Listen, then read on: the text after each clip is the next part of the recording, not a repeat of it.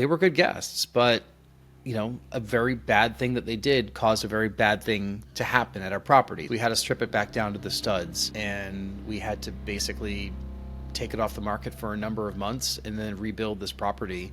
And that's exactly what happened.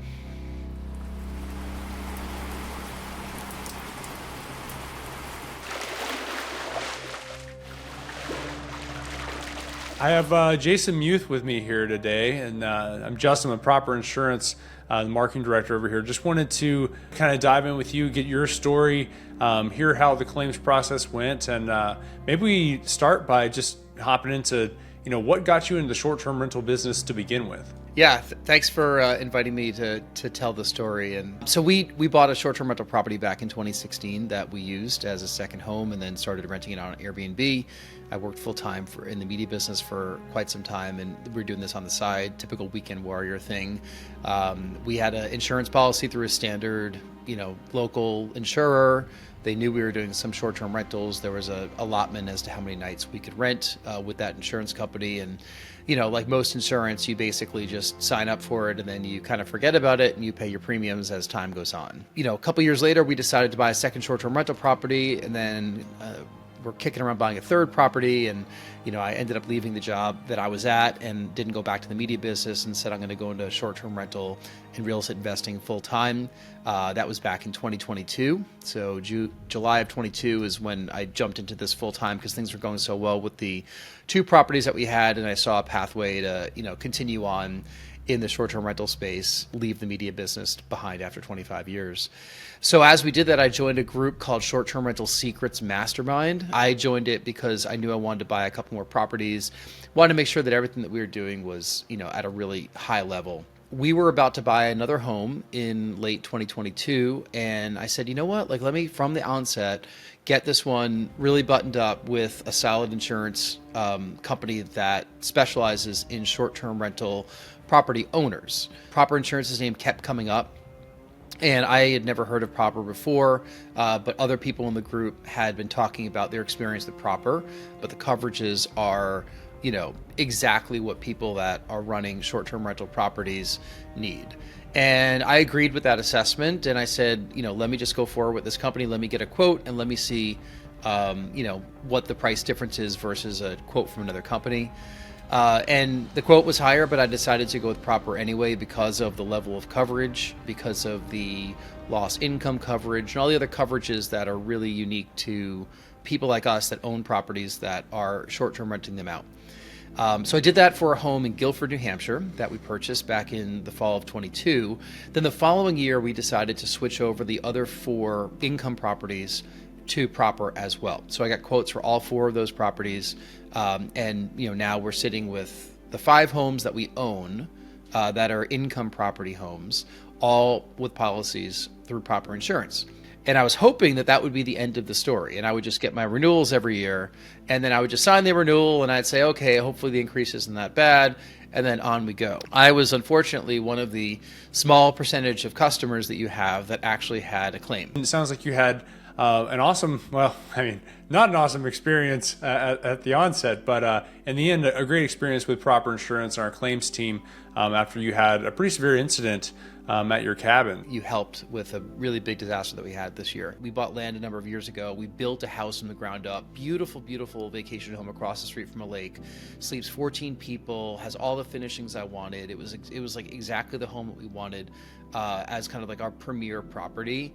I'll take you back to the night that we didn't sleep that well. And that was when I got a phone call 2:30 in the morning from the fire department. They said, your house is flooded. And I said, okay. So he told me where he was and told me it was flooded. And I'm like, oh my God, that's not good. It turned out that my neighbor thought the house was on fire because it was super cold outside and there was steam coming off the windows. What had happened was there was a power outage. We have a well. Wells require power to pump water out of the ground. Power goes out, the well goes out. We had guests there, and for their final night, power outage happened, unfortunately, while they were there. And then the next morning, they left without incident. We thought there'd be nothing wrong. I didn't realize that they were going to leave the faucet, the kitchen faucet, open and leave the stopper in the sink. Like, why did they do that combination of things? I don't know, but they did. When the power came back on, the water came back on, and the water was turned to hot, and it's an on-demand hot water heater. For 5 hours, water was running. Most of the main level had water damage, and then the water all went downstairs into the finished basement as well, affected the entire basement. Take me through your emotions there. I mean, you get a call at 2 a.m. I just visualize this steaming house and show up to a hot house, a hot, wet house.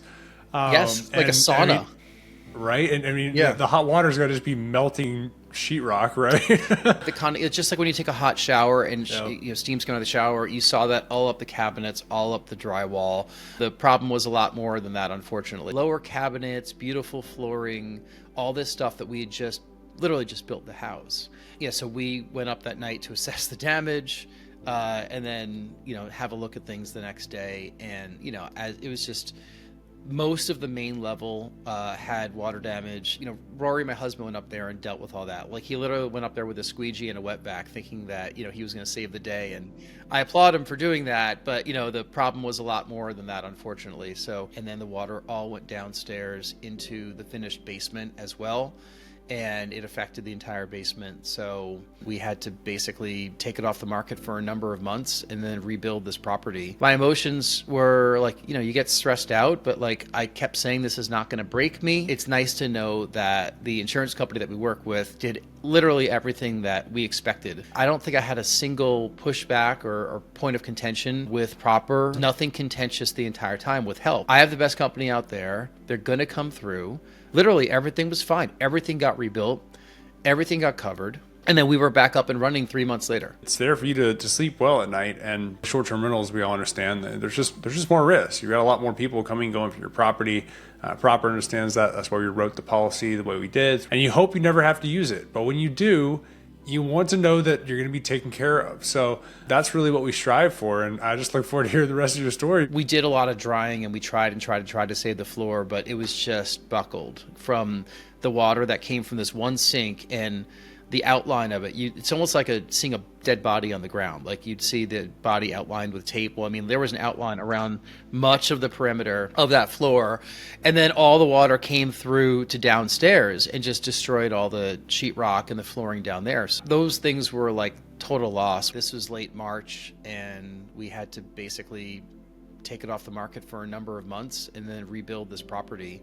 We had to cancel 5 sets of guests on Airbnb, which was frustrating because we had this flood. And like, one of the guests had not heard, and they were set to check in like 2 days later. So I was working on all that separate, because I also knew that part of the coverage that I had with Proper was like lost income. I ended up submitting my records to your team. These months, it was affected by March through early June. I didn't have a history of those same exact months from past years. So your team, whatever algorithm you guys used to figure that out, you covered the days that it would have been booked but hadn't been booked yet either. Guests are going to book 2 days before they arrive. Some people book 6 months in advance, but some people book for that weekend. Whatever your system's calculus was, you took a look at the lost income for the rentals that we lost, but you also looked at the days that were not booked, and you had some algorithm that figured out about what rate those would have been booked at, and that got covered as well, which was part of the lost incomes. We ended up having 4 components paid out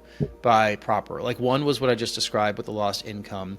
One was with possessions that were damaged. The mitigation that was covered, so through ServePro, they came in there with all their industrial equipment, tried to save what they could save. They took down all the drywall, all the baseboards, they took the cabinets out, all the stuff that like they did. That was covered as part of that mitigation part. Then there was the actual cost to rebuild, the hard cost that my builder was incurring. So he put together a quote for the amount to rebuild. The total amount that got paid out was about $130,000. 130. Was that for the rebuild, or that include Everything. The income? Everything. That included incomes. Yeah. So I think the rebuild was about 60, and I think the mitigation was like 30. I think the income was 30 and change. This is the right time of year for it to have happened, when I wasn't in the depths of the summer, right? Like, if this was in the middle of the summer, I don't think I would have had enough coverage with 50. Like, I actually think I would have blown through that, and I would have, only been entitled up to the limit. If it happened, I'm glad it happened when it did. Yeah. And it did happen. So I find that a lot of folks getting into short-term rentals, it's really hard to calculate that loss of income. Our coverage is loss of revenue. because you never know what you're going to lose. And with most companies, they're going to provide what's called loss of rents. And that's going to be compensated based on the average of like the long-term rentals in your area. And you're like, okay, well, I'm doing $10,000 a month. The long-term rental is $2,000 a month. The difference with loss of revenue is we're looking at it and saying, okay, we need to make Jason whole. So we need to take everything into consideration. So what would you have actually made during these 3 months? That's bookings. That's, what is your neighbor doing? That's what big, events are coming up in the area. Benefit to the loss of revenue is that you get made whole completely in what you should have made during the time of that covered loss. The trickier part is it doesn't have a limit technically. You specify the limit. What you were mentioning is like you set your limit to 50. We often advise folks to plan on a year, but that's a lot, right? If you're paying for $150,000 worth of insurance for a potential loss of income event. So it's always a balance in finding it, but you think you would change it moving forward? Looking at it now, I think what I decided to do, because my July and August at that property this year was $46,000 total, like just those 2 months. Wow. This is the number one property in the market. Like when you look on AirDNA, ours is the top one of 180 properties. We did a great job in building the property, making it look great, awesome staging, awesome photos, great guests, 5-star reviews everywhere. We're good hosts. I think that the calculus we made was we wanted to cover like the mortgage and taxes. I know that when we put it together, that's probably what I was thinking. Now, in retrospect, maybe after this call, I'll look into having a bit of a higher limit just in case something were to happen again, because this property does really well. What did you learn from the process from an insurance perspective that you would like to share with others? Any advice for folks out there that are just, shopping around, trying to figure this out? This is not a cheap business to be in.